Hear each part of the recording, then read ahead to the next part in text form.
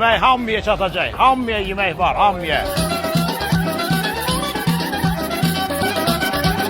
Aysa, anam gəlib festivala. Festival. Elə adı rahat səslənir. Amma bura baxın, xahiş edirəm operatorumuzdan çəksin buraları. Ay maşallah.